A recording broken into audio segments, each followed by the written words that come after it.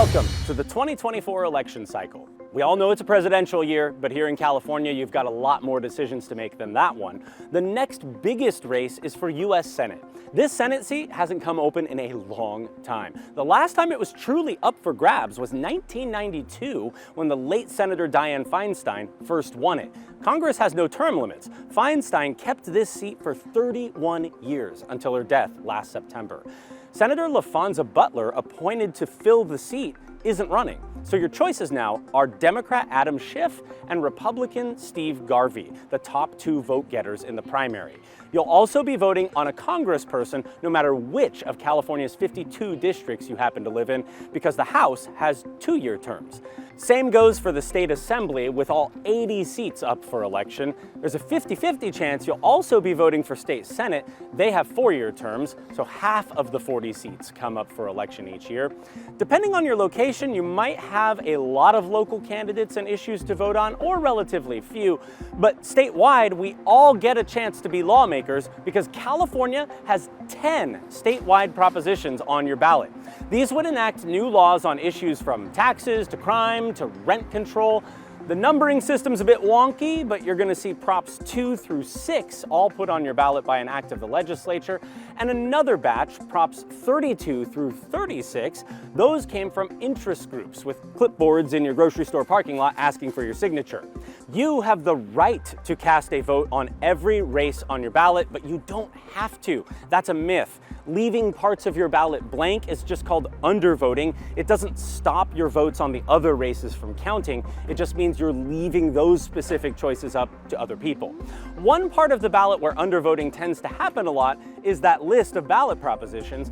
Just go to abc10.com/vote and you can find our video explainers. We break down each and every prop so you know exactly what your yes or your no vote would mean, because you deserve to feel confident about your choices when you're deciding on new laws. And many voters say they're concerned for their safety and fear people will turn to rioting depending on the outcome. But local law enforcement agencies say they're prepared to respond to anything. ABC 10's Roxanne Elias is live in the studio, and you had a chance to speak to voters and law enforcement. What are they most concerned about? Well, Chris, voters say this year may be the worst than the outcome of the 2020 election when protesters took to the Capitol. But what they don't want to see is people being intimidating with each other or physically hurting others. Election day is upon us, and with it, a slew of safety concerns from voters. And what scares me is it'll be contested unfairly, or it'll be dragged on, and then people will start reacting badly about it, and that scares me. Barbara says she fears protests could erupt or people could resort to vandalism. Cynthia Ingram says the country feels divided and anything is possible.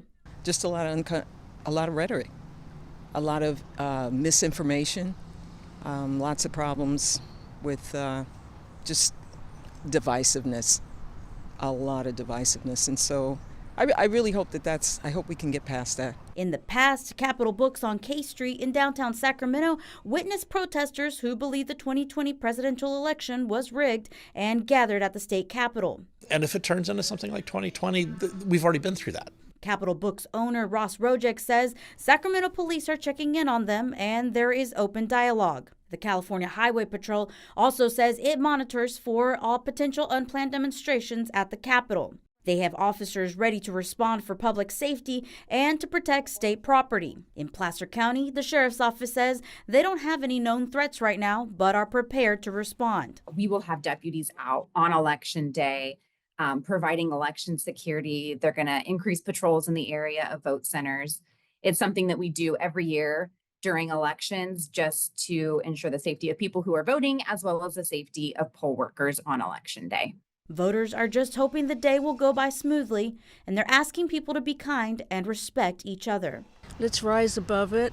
It's okay that you might vote differently than me and you see things differently than me. Let's respect each other. Let's find some common ground. Sacramento police tell us they are working with local, state, and federal partners in preparation for tomorrow and any post-election events. They are encouraging voters to have a safety plan in place before arriving at the polls and to be alert and aware of all of your surroundings. Chris, Laura. Roxanne, thank you.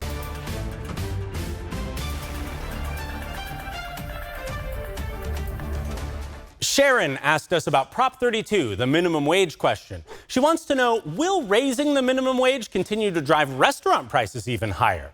Well, we have a whole video explaining Prop 32 and its plan to increase California's minimum wage to $18 an hour instead of the forecast $16.50 next year. And the answer, Sharon, is not a sure thing, but it could lead to a bigger check for your next meal. Whenever labor costs go up, business owners have options for dealing with that. Raising prices is one of them, if it doesn't scare the customers away. Businesses can also keep prices the same and just absorb the cost, reducing their profits. Others might say employees could do with less of those, and that's why you can't just walk up to a Taco Bell counter anymore and tell somebody what you want. They replace the workers with you. You got to do the work of tapping the screen to build your order. And whatever your guilty fast food pleasure, Sharon, I should tell you Prop 32 shouldn't make that cost more because California recently enacted a new special minimum wage of $20 an hour for most fast food workers. That's not going to change whether Prop 32 passes or fails. Thank you so much for the question, Sharon. Now I'm hungry, though. This year, Californians will vote on whether to expand rent control laws in Prop 33. The yes and no campaigns are arguing back and forth. They're running TV ads, and plenty of you are wanting to know more. A voter in Oak Park who asked not to be identified asked us, how will Proposition 33 hurt or help the mom and pop landlords? Well, if Prop 33 were to pass, mom and pop landlords would lose some legal protections. Right now, California state law bans cities and counties from imposing any rent controls on single-family standalone homes, which a lot of mom and pop landlords have, apartments that are built after 1995, and the rates for new renters who are moving in. Prop 33 would simply remove all of those restrictions and allow local governments to experiment with these kinds of rent controls that are illegal in California today. But Prop 33 itself doesn't actually impose new rent control, it just makes them possible down at the local level. You can get more details on what your yes or no votes will mean on this and all 10 statewide props in our series of explainer videos. Just install the ABC 10 Plus app on your smart TV. Meantime, when you hear either side making big predictions about what consequences will come if Prop 33 passes, good or bad, for landlords or for renters, please just take it with a grain of salt, because if Prop 33 passes, nobody can tell you for sure what new rent control would become law, when, or in what part of the state. It'll play out differently in cities and towns all over California. Thanks so much for the question. Happy voting. We got a question about Prop 36. As we explained in our series of videos, Prop 36 would upgrade some drug and theft crimes from misdemeanors to felonies. That means longer sentences for convicts to be served in state prisons instead of county jails. Our question came from an anonymous person who's clearly got doubts about this plan. They asked, should Prop 36 pass and consequently the prison population explodes, where will the funding to cover the $147,000 a year per additional inmate come from? First, I'm not exactly sure where that number comes from, but it's not too far off. $133,000 a year is the cost to house an inmate, according to state analysts. The cost includes all the health care and security and the overhead for the prisons. As for the prison population exploding, the state's nonpartisan fiscal analyst did make a forecast on that. California's prison population today is about 90,000 inmates. If Prop 36 were to pass, they tell us, the prison population could increase by a few thousand people at a taxpayer cost ranging from several tens of millions of dollars to the low hundreds of millions of dollars each year. That's less than 0.5% of the state general fund budget. And to answer the question about how that would be paid for, Prop 36 would need to be paid for by factoring it into the state budget in future years. We cannot tell you how future legislatures would do that, but they would have to balance it with either cuts or revenue of some kind. That's because Prop 36 comes with no new taxes and no plan at all to raise the money to pay for housing the additional inmates. Thanks so much for the question, and happy voting. We keep getting great questions from you about the ballot propositions. One of them, Prop 2, asks you to approve $10 billion in bonds for school buildings. Susan out in Fair Oaks saw that and went, wait a second. She emailed, Californians passed a proposition that established the lottery. It was supposed to solve all our problems for funding schools in California. Now we have on the ballot to increase funding again for schools? When does it stop? Can you please share with me the information as to where the money goes for the millions of dollars brought in by the lottery? California is going from no lottery to a fully operational lottery by the middle of April. California voters approved the lottery as a way to raise money for education. It was back in 1984. Based on our calculations, we're looking at a figure of approximately $680 million for public education. No one argues over California schools' need for more money. The argument is over where the money should come from. We really don't need to have the lottery in order to raise money for education in California. I don't know if it's quite fair to say that the lottery was ever meant to solve all our problems funding schools. It should be seen as supplemental and extra, and not as the overall salvation for public education. The official voter guide back in 1984 forecast that the lottery was going to raise $500 million a year for education, which turned out to be about right. $400 million of that was for K-12 schools, which was only a 2.6% increase to the $15.5 billion K-12 budget back then. Today, the lottery raises $2.3 billion. $1.7 billion goes to K-12. That's only 1.3% of today's $133.8 billion K-12 budget. These figures reveal that California's K-12 spending went up faster than inflation and population growth for the past 4 decades. Even if we adjust the 1984 education spending for inflation and we factor in the population growth of school-aged kids, we've still managed to more than double our spending on K-12 public schools. That's partly because California voters have a tendency to say yes when they're asked to approve more education money. Case in point, back in 1984, not only did voters approve the lottery to raise $500 million for education, they also approved Prop 26 that year, which took out $450 million in bonds to fix and build school facilities. This shows that voters knew the lottery wasn't going to raise enough money to fix all our problems with school funding. $450 million back in 1984, by the way, works out to $1.8 billion today when you adjust for population growth and inflation. But in this year's Prop 2, you're being asked to approve $10 billion for school construction. That's 5 times as much money, which is a crude way of showing you that the cost of building schools has shot up even more than the cost of running them. If you want to know more about where that $10 billion would go, get the ABC 10 Plus app on your smart TV and look for our Proposition Explainer videos. We break down exactly what your yes or no vote would mean on this and all 10 of the statewide props. Thanks for emailing with such great questions. Susan, we appreciate you. Happy voting. I got a call recently from a voter named Grant in Rancho Cordova. He saw on his ballot a pair of multi-million-dollar bonds for his local school district, measures R and S in Sacramento County. Then he also saw Prop 2, a statewide bond package, also for public schools. And that made Grant wonder, is he missing something? He didn't want to get taxed for the same thing twice. His question to me was this: why am I being asked to approve bonds for schools at both levels of government, state and local? The most basic answer is, this is how it works in California. The state generally splits the cost of school construction with local districts. The local district raises money by asking local voters to approve bonds in measures just like R and S. Then it applies to the state for matching grant money, which often comes from voter-approved bonds, like Prop 2.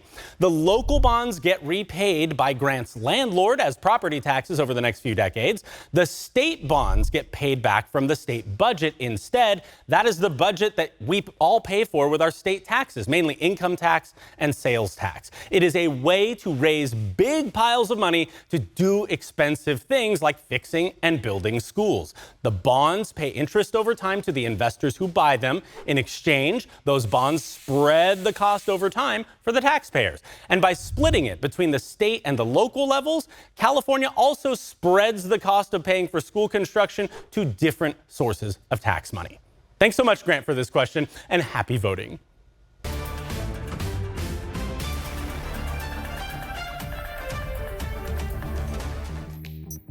Verify here with your election fast fact. To win the presidency, a candidate must win the majority of electoral college votes. There are 538 electoral votes, so 270 is the magic number. But it's mathematically possible for both candidates to end up in a 269-269 tie. So what happens then? We checked with these sources that explain it's up to the newly elected members of the House to decide the winner once they take office in January. Each state delegation gets a single vote, and it takes 26 votes to win. This has happened twice before. The last time was in 1825, when the House named John Quincy Adams as president. With your Fast Fact, I'm Brandon Lewis.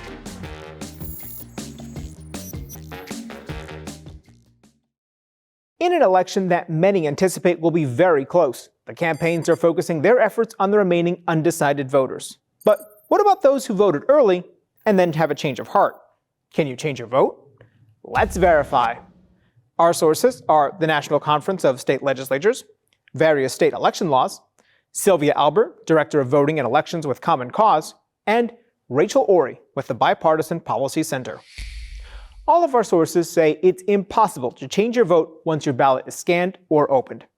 Albert explained to Verify that once the ballot is processed, it's anonymized. It can no longer be connected to an individual voter and therefore cannot be identified and removed to allow a voter to change their vote. And Ori adds that these rules exist to ensure that no one can have more than one ballot counted.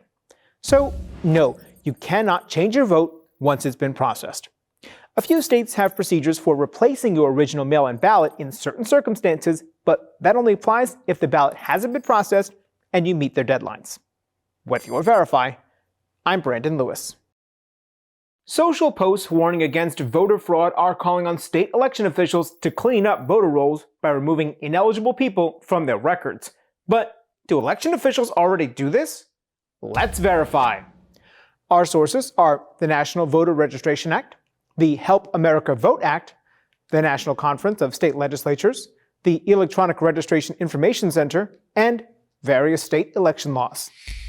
In every state except North Dakota, state election officials maintain a list of registered voters. The post suggests those lists are improperly maintained, which could allow people to illegally cast a ballot. But federal law requires states to regularly update their lists. This includes removing people who are ineligible or disqualified from voting, such as people who moved, died, have a criminal record in some states, or are improperly registered.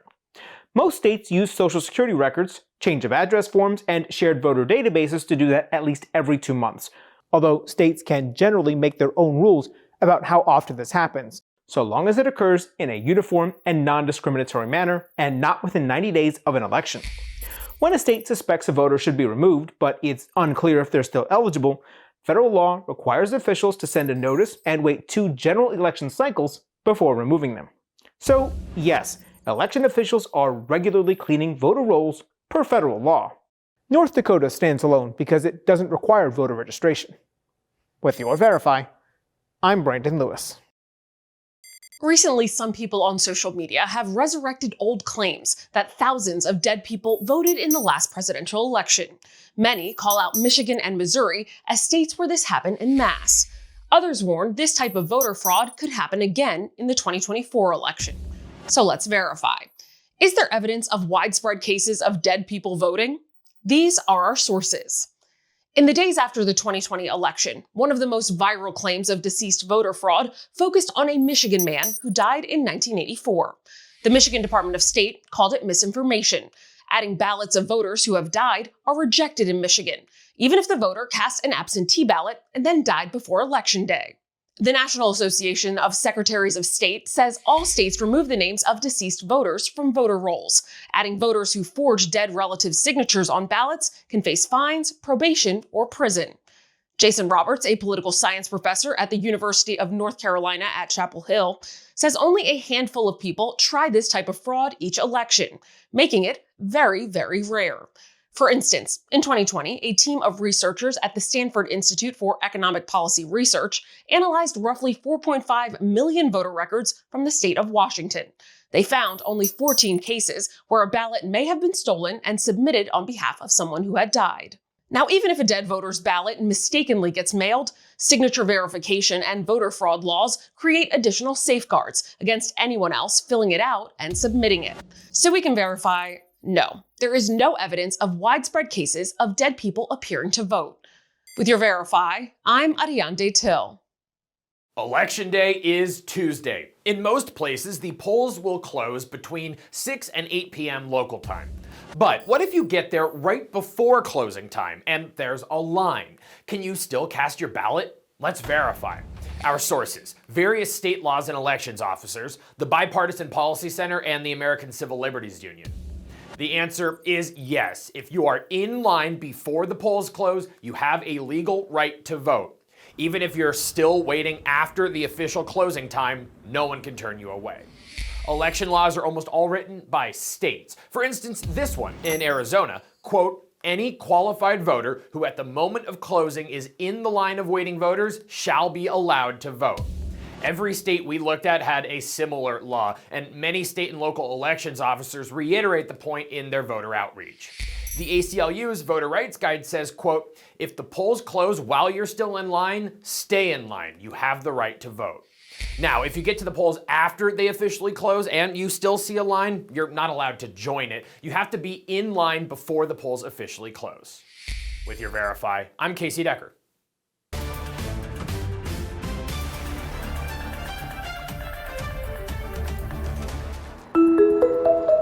Welcome to the place your ballot goes. Sometimes our cameras get special access to give you a peek behind the curtain, but this isn't that. You can come on down here yourself. Think of it like an adult field trip. You could go out, learn something new, find out what happens to your ballot after you've cast it. We're constantly trying to educate voters on what happens with their ballot. There's a lot of information out there. There's a ton of misinformation out there. To debunk the myths and ease concerns, the county opens up the vote count center to public tours. Our tour wasn't very full. It was just us and a state government analyst watching these ballots come in. Our job is election integrity, and we're making sure every voter only gets to vote once. To keep your votes secret and safe, ballots have to be handled by 2 people minimum. Workers take the ballots to a special room in back. So this is our industrial mail sorter. It can scan about 30,000 to 40,000 mail pieces per hour. So in a given election, depending on the turnout, we can expect to scan about 1.5 million scans through this machine. So we keep her very busy. The ballots shoot through this machine twice. First, to scan your signature on the outside of the envelope so the election workers can verify it. All of our permanent staff are trained by a retired forensic FBI document examiner annually, so we all receive that training, and then we train our temporary staff in the things that they're looking for. The workers typically reject a little more than 1% of the signatures, and the county contacts those voters to help them verify. Ballots with good signatures on the envelopes go back to the machine for sorting. We have so many cities, fire districts, school districts, and the like in Sacramento County, they have to print 185 different versions of the ballot. Because my next door neighbor and I have the same ballot, but mom across town has a different ballot than I do. Yep. Right. Exactly. The machine sorts and bundles those different versions together. Everything stays by voting precinct. So this machine is incredibly important, and if we didn't have this machine, there's really no way we'd be able to do this by hand. Election workers use another machine to help pluck the ballots out. Your name and signature stay on the envelope. Once the envelope's gone, there's no way to tell who any ballot belongs to. Even in our system in the office, we don't know how people voted, so we never know that. With the envelopes gone... So this is our ballot tabulation room. This is the most secure room in this building. The tour doesn't go in that room. We only get to look through the windows. Nothing's connected to the internet. It's never connected to any other network. The security is to protect the integrity of the results, but also to keep election results from leaking early.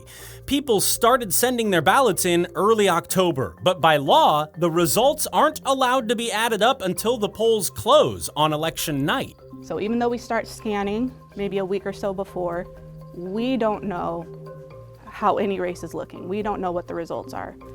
Yeah, like the information in these machines is actually prized information, yes. Right? So even we cannot look at that. We can't run it, we can't know. So the very first time that's run is about 8:15 on election night when we report for the first time. You can help by voting early. More early votes means more results already loaded when the polls close, means clearer results on election night. Also, just don't drink coffee near your ballot. Oh yeah, and don't mess up your ballot. If you spill on it or you make weird marks other than clearly bubbling in your vote, a 2-person team has to fill out a whole new clean ballot by hand and send it back for your vote to be counted. If you want to see all this, come on down. The county will keep offering 4 tours a week, even in the weeks after Election Day, while the results are audited and certified. Brandon Rittiman, ABC 10 News.